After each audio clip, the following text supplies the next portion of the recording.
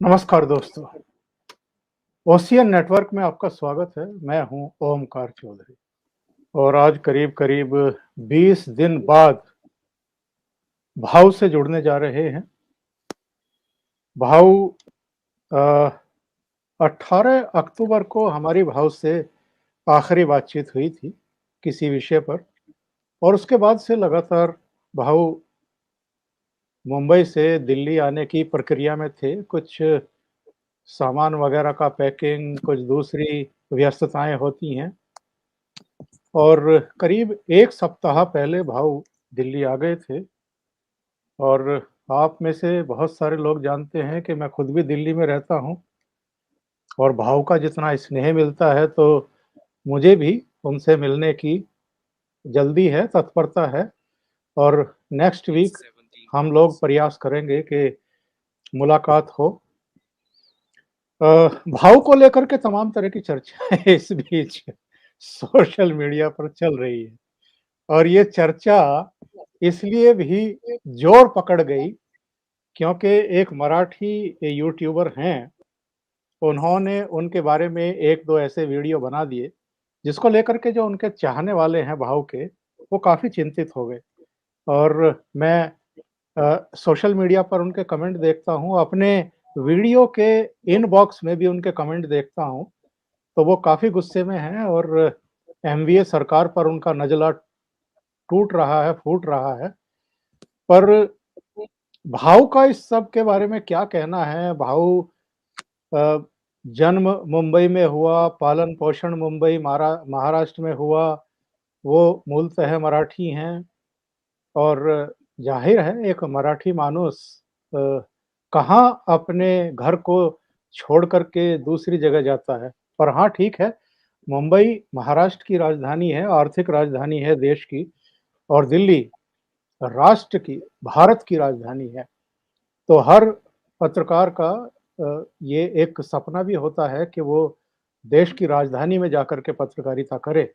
उस लिहाज से तो भाव का दिल्ली आगमन हर तरह से शुभ है, हम लोगों के लिए भी और आप सबके लिए भी। लेकिन मुम अभी 72 साल की उम्र, 73 साल की उम्र में वो अगर मुंबई छोड़ कर के दिल्ली आ रहे हैं, तो बहुत सारे सवाल हमारे ज़हन में भी हैं, आपके ज़हन में भी होंगे। तो आज इसी पर भाव से बात करेंगे। आज किसी राजनीतिक विषय पर चर्चा नहीं करेंगे। आज भाव से उनकी ही बात करेंगे। तो भाव के साथ जुड़ जाते हैं और उसके बाद फिर सीधे बातचीत का सिलसिला शुरू करते हैं। भाव नमस्कार, बहुत स्वागत है आपका। नमस्कार, नमस्कार। बिल्कुल, थैंक यू। भाव दिल्ली कैसी लग रही है? शुरुआती दिन कैसे लग रहे हैं दिल्ली में? अभी तो घूमा नहीं हूँ दिल्ली।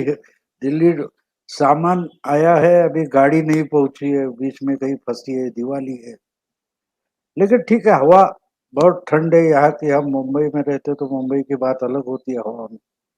मुंबई में सर्दी भी इतनी नहीं होती है और गर्मी भी उतनी नहीं होती। ह्यूमिडिटी जी, जी। बहुत होती है, यहाँ ह्यूमिडिटी कम है। और देख रहा हूँ बाहर, अभी घूमा नहीं हूँ, घर में पड़ा हूँ क्योंकि सामान लग रहा है। कुछ कनेक्शन भी अभी टीवी का इंटरनेट का नहीं लगा है ढंग से। तो आज ही दूसरा, यानी अल्टरनेटिव कोई चाहिए, इसलिए दूसरा कनेक्शन ले रहे हैं। फिर यहाँ भी सर्दी आने वाली है तो कुछ अलग तरीके के एसी जो हीटर भी होते हैं, ठंड भी करते हैं, ऐसा कुछ।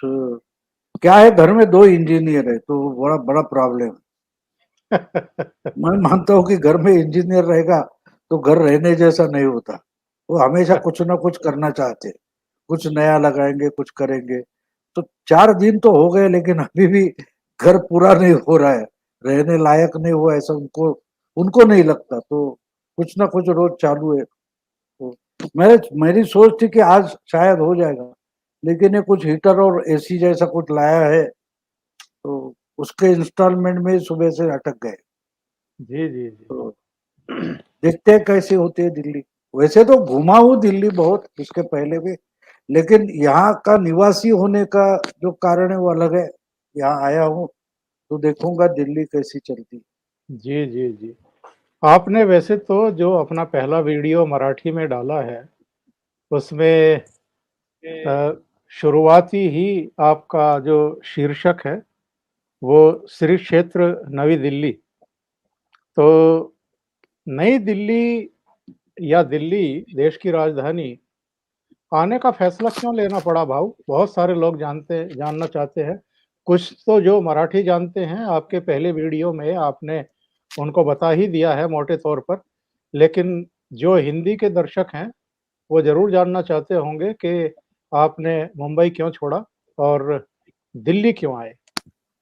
वैसे मुंबई छोड़ा नहीं है, क्या है मैं बेटी के साथ रहता हूँ, हमारे इकलौती बेटी है, तो उसके साथ रहते हैं।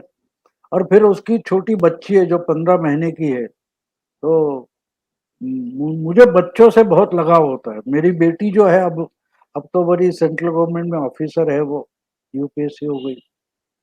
तो उसको भी 2.5 महीने की थी तब से 20 महीने तक मैंने खुद संभाला। मैंने उसके लिए नौकरी छोड़ दी थी, जी, जी। क्योंकि उसको निगलने की तकलीफ थी। तो दूध भी हम उसको पिलाएंगे तो 2-3 चम्मच डाल दिए तो वो उल्टी कर देती थी। तो वो सिर्फ मेरे सिवा कोई कर नहीं पाता था। तो आखिर में तय होगा, मैं नौकरी छोड़कर 1.5 साल के लिए उसके साथ रहा। वो यानी माँ बनकर रहे, ऐसे नहीं कि जी, बात जी। संभाला, बिल्कुल माँ बनकर उसको संभाला था मैंने। तो उसके बाद मुझे बच्चों से बड़ा लगाव हो गया। बच्चे कैसे बड़े होते हैं, उनकी आदतें कैसी होती है, उनका एटीट्यूड क्या होता है, उसमें मुझे इंटरेस्ट है। मैंने उस पर किताब भी लिखी है, कोरी पाटी करके, ब्लैंक स्लेट, इस जी, शीर्षक जी, का जी। मराठी में मैंने किताब लिखी है कि बच्चों को अगर आप संभालना चाहते हो, बढ़ाना चाहते हो, उसका कुछ ग्रूमिंग करना चाहते हो, तो किस ढंग से करना चाहिए। तो उसके लिए तो मैंने समझो 5वीं कक्षा तक उसका स्टडी भी मैंने लिया था, और उसके बाद उसका स्टडी भी लेने की जरूरत नहीं हुई। उसको जिंदगी में कभी ट्यूशन भी नहीं लगी। वो हर जी, जगह जी। अपने आप अभ्यास स्टडी करके निकलती आ गई। तो मेरा वो अभी उसकी बच्ची हो गई है। तो फिर तो मेरे लिए एक नया चैलेंज खड़ा है, उसको कैसे बड़ा करना है, किस ढंग से करना है। क्योंकि अगर ये समय होता है, हमको बच्चों में टाइम इन्वेस्टमेंट करना चाहिए, तो वो मैं करता हूँ। तो अब उसके साथ आ गए हो, दूसरा बच्चा तो हमारा है नहीं, तो उसके साथ रहता हूँ। उसकी ट्रांसफर 3 महीने से उसका कुछ चल रहा था, तो ये ड्यू थी उसकी ट्रांसफर। लेकिन हम सोचते थे को शायद पूना में हो सकती है, मुंबई से ज्यादा, या नासिक वगैरह, पर दिल्ली हो गई, उसको डेपुटेशन पर भेजा गया। तो दिल्ली में हो गया, तो अभी क्या करें। एक 15 दिन में सब हो गया। तो जी, फिर जी। सामान समेट कर यहाँ आ जाओ, वो भेजो ट्रांसपोर्ट से, उसमें बहुत सारे गड़बड़ियां होती है, तो क्या करें। तो उसके साथ चले आए। अब जब तक बच्ची उसकी 3 साल की तक नहीं होती तो मुझे रहना पड़ेगा उसके साथ, सही। क्योंकि मैं बच्चा दूसरे के हाथ में नहीं देना चाहता। मैं मानता हूं कि बच्चा हमारा है तो हमको अपना बच्चा स्पेशल होना ही चाहिए। अदरवाइज आप पेरेंट नहीं हो, ऐसा मैं मानता हूँ। हमारा बच्चा, और मेरी जो बच्ची है, लड़की है, वो जब बच्ची थी, उस वक्त हमको एक अच्छे डॉक्टर मिल गए थे। वो बहुत खड़ूस लगे थे, मुझे गुस्सा उस समय आया था। जी, जी। एक बार मैं गया और उन्होंने कुछ दवाई लिख कर दी थी, तो मैंने कम से कम 12-13 दुकान ढूंढे केमिस्ट के, लेकिन वो दवाई नहीं मिली। तो मैं वापस उनके पास गया। मैंने बोला आपने लिख कर दिया, लेकिन ये तो दवाई मिलती नहीं, तो क्या जी, करें, जी। आप दूसरी कोई अल्टरनेटिव दे दो। तो इतना गुस्सा हो गए, वो बोले मेरे पास आना ही नहीं। मैंने बोला क्या बात कर रहे हो, आप डॉक्टर हो, मैंने लिखा, इसका मतलब ये दवाई है, 100 दुकानें ढूंढो यही दवाई देना, तुम्हारे बच्चे के लिए ये दवाई चाहिए। तो मैंने बोला अब ढूंढूंगा, लेकिन नहीं नहीं ढूंढो, अगर तुम्हारी बच्ची तुम्हारे लिए स्पेशल नहीं है तो मेरे भी लिए भी नहीं है। ये जो उस डॉक्टर ने बोला, उस वक्त मुझे गुस्सा आ गया था, लेकिन आज समझ में आता है कि उन्होंने मुझे अच्छा पेरेंट बनाया, कि अगर तुम्हारी बच्ची तुम्हारे लिए स्पेशल नहीं है तो मेरे लिए भी नहीं है। जी, जी। तो अब उसकी बच्ची हो गई है तो लगाव है, क्या करे, उसके साथ आ गए हैं।